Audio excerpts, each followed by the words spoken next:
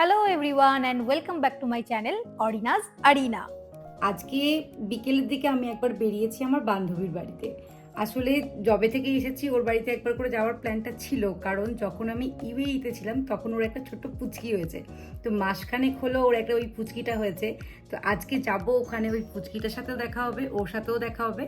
এখনও শ্বশুর বাড়িতে নেই, ওর বাপের বাড়িতে আছে। ওর শ্বশুর বাড়িটাই কলকাতার মধ্যে, কিন্তু বাপের বাড়িটা একটু বেলুড়ের দিকে যেতে হবে।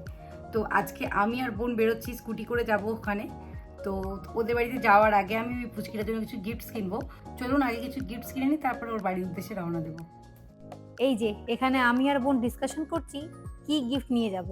কোনো খেলনা নিয়ে যাব, নাকি বেবি প্রোডাক্ট নিয়ে যাব, নাকি জামা কাপড় কিনে নিয়ে যাব।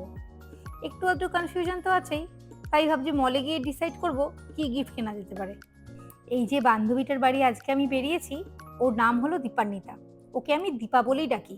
যখন আমি এখানে মানে কলকাতায় থাকতাম তখন একসাথে ব্যাডমিন্টন খেলতাম, শপিং করতে যেতাম, তারপর কলকাতায় কোথাও কোনো মেলা হলে বা কনসার্ট হলে একসাথে ঘুরতেও যেতাম। আজ প্রায় ৮-৯ মাস হলো ওর সাথে আমার দেখা হয়নি। ওর পুরো প্রেগনেন্সি জার্নিটাই আমি ওকে দেখিনি। কি জানি কেমন দেখতে হয়েছে এতদিনে। চলে এসেছি শপিং মলের মধ্যে, আর এই এত কিউট কিউট রং বেরঙের বিউটিফুল বিউটিফুল ড্রেসগুলোকে দেখে ভাবলাম ওর জন্য একটা বিউটিফুল ড্রেস কিনেই নিয়ে যাব।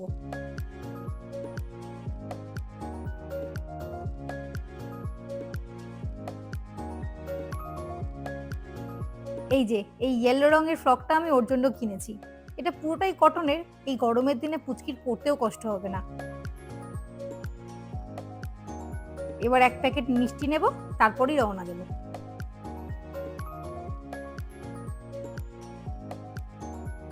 বাড়ি থেকে বেরিয়ে আসার পর মনে পড়ছে আমরা একটাই হেলমেট নিয়ে বেরিয়েছি, আর একটা যে হেলমেট আছে সেটা আবার আমার ঘরে নেই, সেটা আবার মায়ের ঘরে রাখা আছে।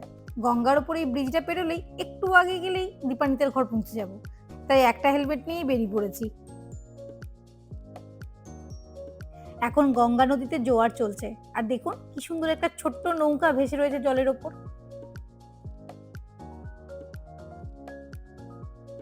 ওর মায়ের বাড়িতে এর আগে আমি একবারই এসেছি, তাই ঠিক কোন গলিটা সেটাই চিনতে পারছি না। তারপর আবার ওকে ফোন করতে ও লোকেশন পাঠালো, তারপরে গিয়ে বুঝতে পারলাম যে কোন রাস্তাটা দিয়ে গেলে ওর বাড়ি গিয়ে পৌঁছাতে পারবো।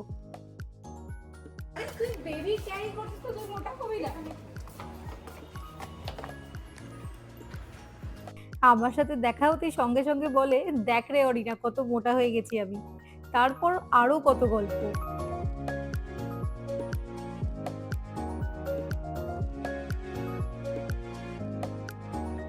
এখন ওর পুচকিটা আমি পাশের ঘরে ঘুমাচ্ছে।